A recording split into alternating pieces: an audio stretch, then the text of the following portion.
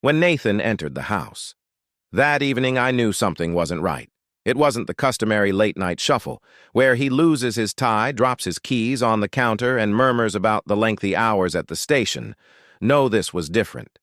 He moved, with a rigidity that made me shiver. His face was inscrutable, emotionless, but his eyes were cold. I had never seen that look before. I wanted to ask him what was wrong, but deep down I wasn't sure if I wanted to. No, Nathan had been acting, strangely, for days, irritable, aloof, in ways that made my stomach turn. At first I chalked it up to stress. Broadcasting is a harsh sector, and for over 20 years he dealt with last-minute technical issues at the station. But this wasn't about work. Didn't even look at me when I brought up politics or the FCC instead. He went straight to the guest bedroom, and when I heard the door click shut, I gasped. Something was undoubtedly wrong. I remained motionless at the dining table, my unfinished tea growing cold. In my hands, the house was too quiet. I tried to focus on the other room, listening to the creak of floorboards Ash moved around. I had been reading earlier, but now I just skimmed the pages, without processing a single word, and then I heard it, a deep, trembling sigh a kind a man makes when his patience has run out. I turned towards the hallway, waiting, anticipating his return. My pulse quickened. Had I done something wrong? I swallowed hard. Nathan wasn't a violent man, but even the kindest people can become treacherous. I paced the kitchen, my thoughts spiraling. Had I made a mistake? Had I left something out of place, a message on my phone? Did someone see something and tell him I reached for my phone on the counter, hesitating? Would calling Greg be too obvious? If Nathan was truly suspicious, any wrong move could confirm his doubts. I forced myself to breathe. Maybe I was just overreacting.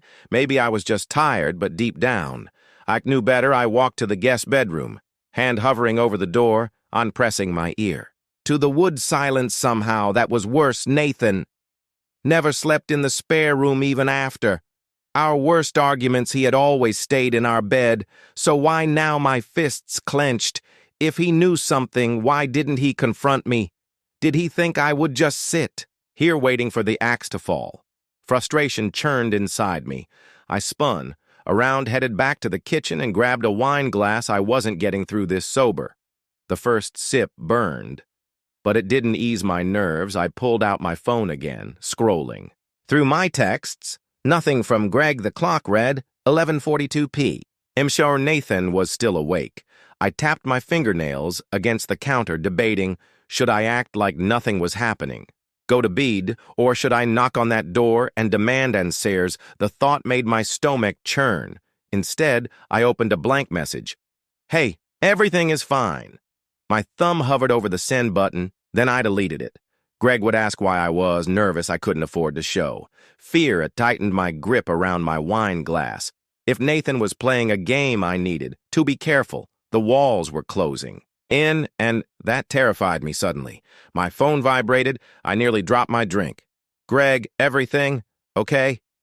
I exhaled slowly. He was checking in. Yes, just tired. I'll see you Monday. I stared at the screen, willing myself to believe it. Monday was supposed to be an escape, a night where I could forget reality, but as I downed the last of my wine, I realized Monday wasn't an escape. It was a reckoning. I set the glass down harder than necessary. Nathan knew, and I wasn't ready for everything to fall apart. I wiped my mouth with the back of my hand and forced myself to toast, and tomorrow I would act normal. I would kiss Nathan, good morning, hand him his coffee, and pretend everything was fine, because sometimes the best defense is a well-placed lie, explanations just in case. Nate inquired about my reason for leaving, but he didn't. His eyes were fixed on the Monday night football game as he sat on the couch, a beer in his hand. Like any other night, the broadcast was free of tension, rage, and distrust. I hovered in the doorway, afraid of nothing, or at least nothing. I could see with my keys in my palm and my purse slung over my shoulder. I gently cleared my throat. Nathan, he hardly looked at me before nodding, and I forced my heart to keep from pounding against my ribs. If figured I'd go keep Jenna company since she's having a bad night. even though it wasn't my best excuse. It was simple enough. "Tell her I said hello," he muttered, his attention still on the screen. I waited for him to stop me. He didn't. I left the motel I drove to. After he knew, but he didn't, asked Greg and I met at the Laurelin a little out-of-the-way motel. We needed Toby discreet. My hands gripped the steering wheel too tightly, my knuckles turning white, my stomach twisting into knots when I pulled into Greg's parking. Something felt wrong. He was already there. I took a deep breath to calm myself before getting out, hurrying to the room we always used. I knocked once. Greg's face softened when he saw me. "Hey, beautiful," he murmured, beckoning me inside. I attempted a smile. But even as he wrapped his arms around me, I couldn't shake the sensation that I was being watched. Greg pulled back, studying me. "What's wrong?" "Nathan's been acting strange lately." I admitted. Greg sneered. "You're just being paranoid." I wanted to believe him, but the constant unease wouldn't leave me. Greg smiled, that smile that used to make me weak in the knee. She tilted my chup. "Forget about him for a little while," I nodded, pushing my concerns aside as he led me to the bed. Then the screen flickered. At first, it thought it was a power surge. But then I saw us, the bed, the hotel room. Greg's arms around me projected onto the screen. I stumbled back, gasping. My stomach plummeted. Greg froze. I swung my gaze around, wide-eyed. This couldn't be real. But my heart was pounding so loudly. In my ears, we were live for everyone to see. Oh my God. Nathan had set me up. A strangled sound slipped out of me, part SOB, part gasp. My hand shook as I fumbled for my purse, my phone. I dialed Nathan. It rang, and then he answered, having fun with the game. His voice was calm, too. Calm. My jaw dropped. "Nathan," my voice barely came out as a whisper. He laughed. "Oh, I didn't do anything, Key, L.A." His voice was smooth, casual. "But you planned this." My throat was closing, my lungs gasping for air. Everybody saw it. Greg cursed under his breath, running a hand through his hair. Ignored him. My focus was on Nathan.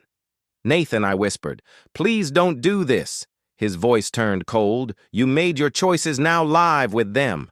The line went dead. I didn't even realize I was crying until I tasted salt on my lips. Greg turned off the television, but it didn't matter. The damage was done. The church, the station, our friends, my daughters, everyone had seen it. I collapsed into a chair, my legs too weak to hold me up. Greg ran a hand down. His face. "We have to fix this." He muttered, panicked, but there was nothing to fix after a year of believing I was in control. Nathan had destroyed me. In a single night, my marriage broken. My reputation shattered, and the worst part, Nathan hadn't even raised. His voice, he hadn't screamed. He hadn't demanded revenge. He had simply let me go, and that somehow was worse. Greg reached for me. "CLA, listen." I pulled away, stumbling to my feet, gasping for breath. I had to go home. I had to face what was left. I don't remember. The drive. I don't remember. Greg calling my name. I only remember the panic, the white-hot terror that filled every part of me. Nathan had set me up, and I had walked straight into it. The whole city had seen. I pulled into the driveway, barely aware of my own shaking hands. My ragged breaths. The house was dark, except for a faint glow from inside. Nathan was waiting. I forced myself forward, my heels clicking on the pavement at the door. I hesitated. Then I pushed it open. Nathan sat on the couch, whiskey in, hand-legs crossed, but he wasn't angry. He wasn't smug. He was bored-like. I wasn't even worth his rage. That hurt more than if he had screamed at me. My purse slipped from my finger, scrashing to the floor. Nathan raised a hand. I froze. He took a slow sip of his drink before meeting my eyes. "You don't get to come in here and cry like you're the victim, Claire." I swallowed hard. His voice was calm, too. "Calm, I can explain," I whispered. Nathan laughed, a sharp, bitter sound. "Explain." He leaned forward, setting his glass. Down with a clink, the whole damn city saw it. Claire, my gut twisted. Nathan shook his head, breathing through his. Nose, please. I begged, just talk to me. I talked to you for years, he said, his voice low. I asked if you were happy. I asked if you still loved me. I opened my mouth. Nothing came out. Nathan's jaw tensed. You lied, he said over and over. I sank lower. You humiliated me. His voice was tight, made me look like a fool. The house. Phone rang. Nathan didn't even glance at it myself. Cell buzzed. I hesitated. Then, reach for it, Mom. She knew they all knew. Nathan watched me, highest expression unreadable. You did this, he said simply. Tears pricked my eyes. Please, I whispered, fix this. He scoffed. You want me to fix this? He exhaled sharply. Already did. He reached into his bag, tossed a folder onto the table. I stared, my stomach twisted. Divorce papers. My breath froze. Nathan's voice was quiet. He made these last week. I shook my head. Please, I rasped. He gave a hollow laugh. You didn't just make a mistake. CLA, his eyes darkened. You made a choice. Nathan exhaled slowly. I won't yell at you. His voice was steady. I won't beg you for answers. His keys jingled as he grabbed them. You have until 5 night to sign. Nathan, please. There's nothing left to say. He walked out the door. I collapsed. Into the chair, trembling, I reached for the papers. This couldn't be real, but it was. And it was all my fault.